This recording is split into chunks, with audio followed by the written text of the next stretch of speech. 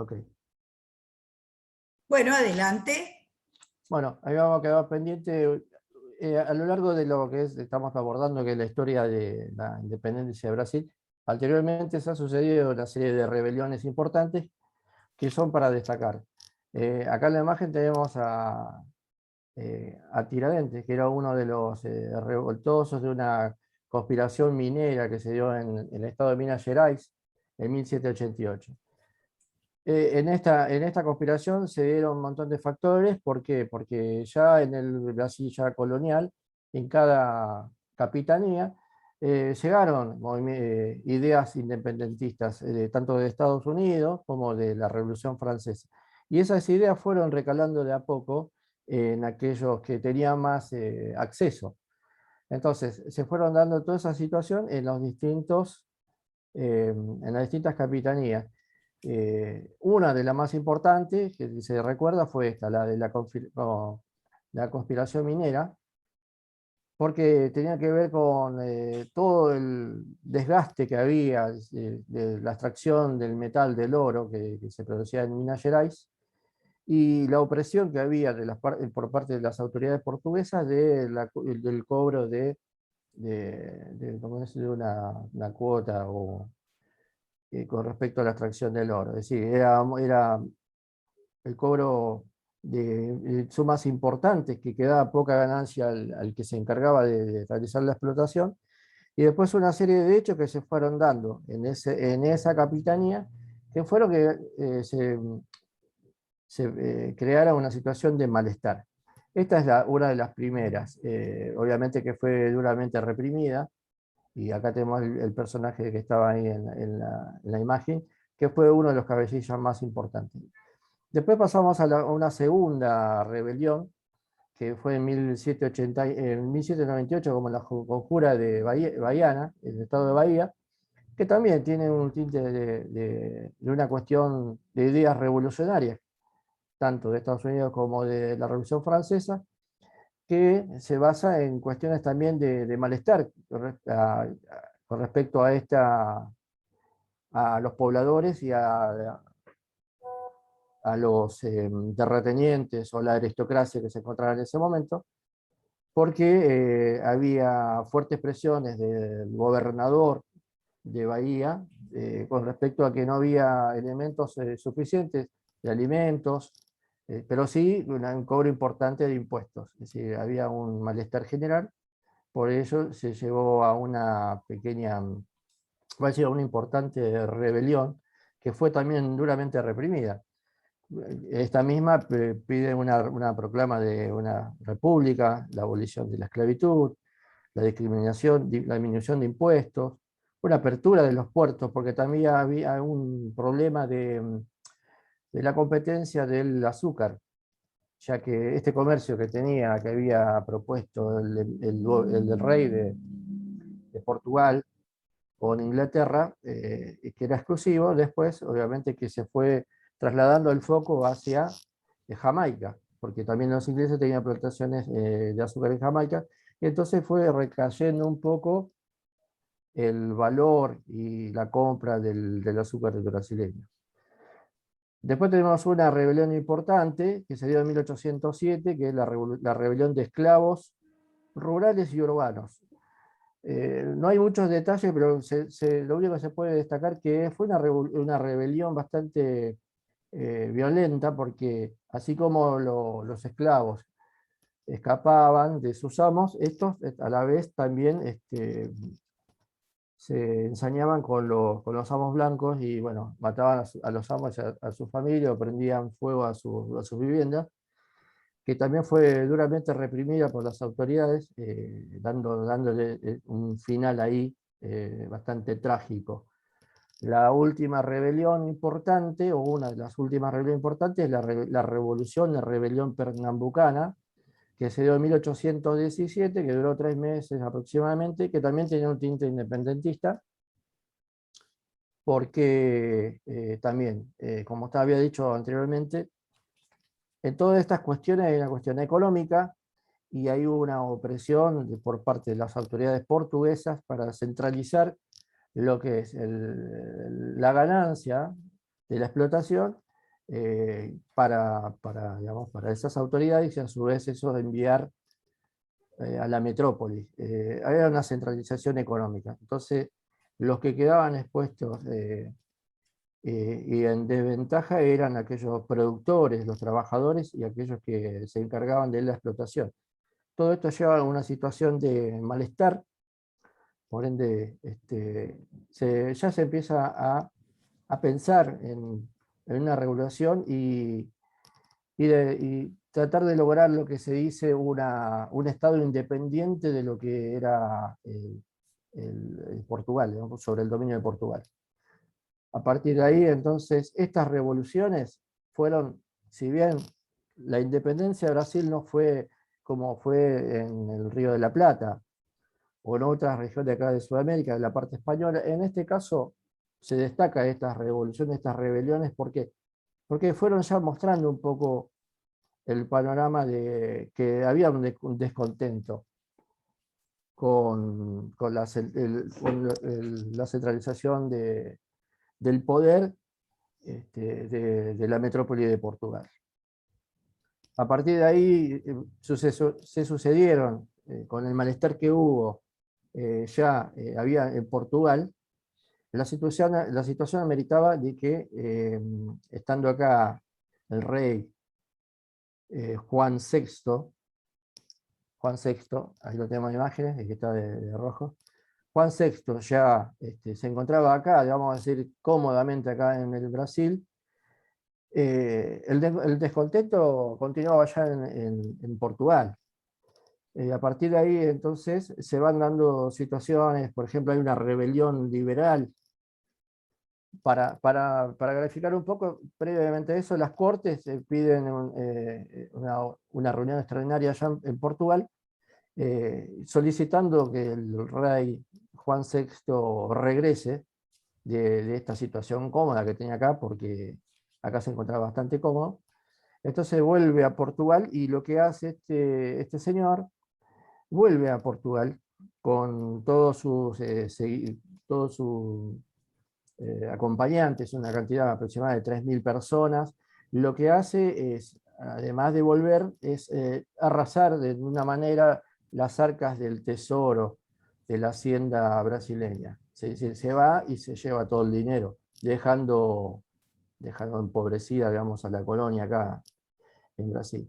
Y otro malestar es que Brasil, cuando estuvo el rey, se encontraba acá en América, había logrado un estatus ya equiparado con la metrópoli, como lugar o asiento de la monarquía. Pero ¿qué pasa? Después, cuando vuelve el rey a Portugal, ese estatus lo va perdiendo porque las Cortes le vuelven a dar el significado de importancia que tiene la metrópoli, es decir, de Portugal, y le da como una condición de volver a ser colonia a Brasil, lo que produce un gran descontento.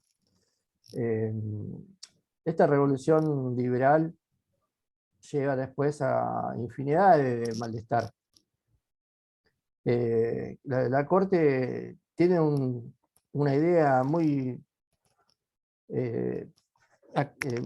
¿cómo le puedo decir? Muy clara de que, si bien es una revolución liberal, también con un dictado de una constitución, pero lo que dejan claro que la preponderancia lo va a tener Portugal y que Brasil va a seguir siendo colonia. Por ende, todo el comercio, toda la ligazón que tiene Brasil con Portugal, lo va a seguir manteniendo, y a su vez va a estar subordinada a lo que es la metrópoli europea. Bueno, a partir de ahí, como decía, ya ha vuelto Juan VI a Portugal. La situación interna no era muy buena, porque había ese malestar. ¿Cómo puede ser que el rey se va, nos deja se lleva todo el dinero?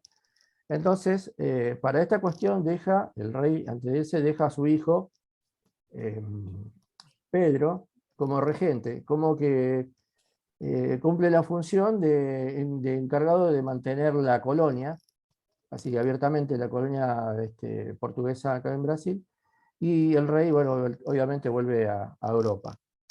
Ante esta situación de que el regente, que es Pedro I, hijo de Juan VI, queda acá en Brasil, hay una puja de poder, de situaciones que llevan a un malestar general también, y por ende, a partir de ahí, nota Pedro I, que queda al libre albedrío, es decir, a una situación incómoda, del cual después, intimidado un poco por lo que es el ejército portugués que se encontraba en el cantón de Brasil, se encuentra un poco intimidado y después decide tomar mayor fuerza y vigor para decidir de una vez que quedó solo y, digamos, y fue presionado como para poder dar algunas, como se dice, dar algunas respuestas a la sociedad brasileña. Entonces se toma la postura de no fallar en esta segunda oportunidad, y gracias al consejo de la esposa, que es María Leopoldina de Austria, decide tomar las riendas como para una separación definitiva de lo que es Brasil, de lo que es el Portugal, digamos, ya de la situación europea, ¿no? Fíjense que esto va a ser una independencia totalmente atípica, ¿no? Muy diferente a Totalmente. lo que después vamos a ir viendo en todos los aspectos. Sí, ahí había una foto anterior, la imagen anterior, la anterior donde estaba Juan VI, el que estaba al lado es otro hijo que es Miguel I, que se encontraba allá en Portugal. Era un señor bastante, tenía un gobierno bastante despótico allá en Portugal, por lo tanto era bastante impopular. Entonces rogaban que vuelva Juan VI urgentemente, porque la verdad que allá en Europa no estaban pasando bien. Así pasas otra imagen. Bueno, como resultado de todas estas situaciones internas que se produjo y que le dio el empuje a Pedro I para tomar esa determinación de poder coronarse o situarse del lado de los portugueses, aquellos portugueses que querían la independencia, y de los propios brasileños, el 7 de diciembre perdón, el 7 de septiembre de 1822, proclama la independencia de Brasil con el llamado Grito de Ipiranga, que dice independencia o muerte. En este momento, acá en esta imagen, está Pedro I proclamando la novedad de la independencia de Brasil en la región de Río de Janeiro. Si pasas a otra imagen.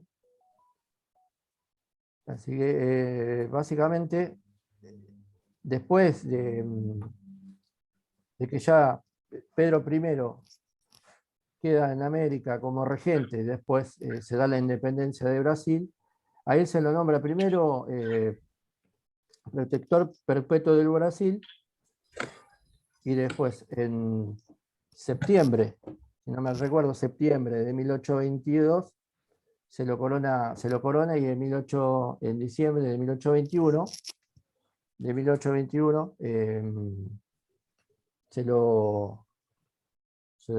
lo corona como rey.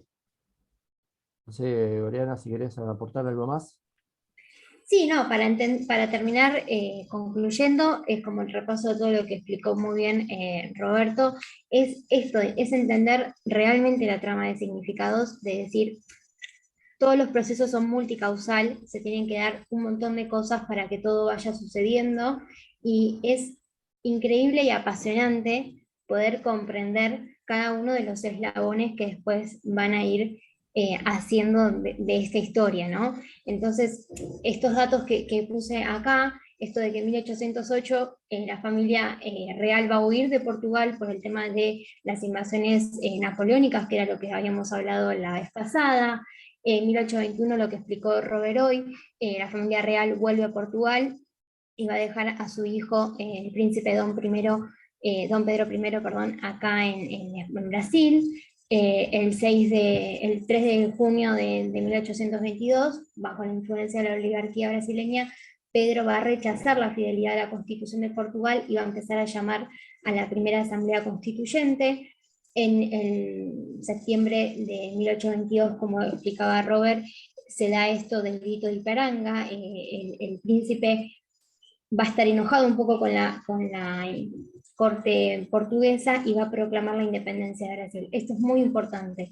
Y el 12 de octubre del mismo año es proclamado emperador para luego ser coronado el 1 de diciembre también de 1822. Lo que hay que entender es que el proceso de Brasil se da de otra manera a lo que uno venía acostumbrado que se fue dando en el resto de América. La independencia fue llevada a cabo por un solo hombre, no por un solo hombre obviamente, sino que a nivel, digamos, de importancia figurativa, un solo hombre, que además fue colonizador, o sea, es mucho lo que hay que comprender de la trama de significados, lo que hay que entender también un poco de la oligarquía brasileña, de cómo fue esta puja, los intereses, el comercio con Inglaterra.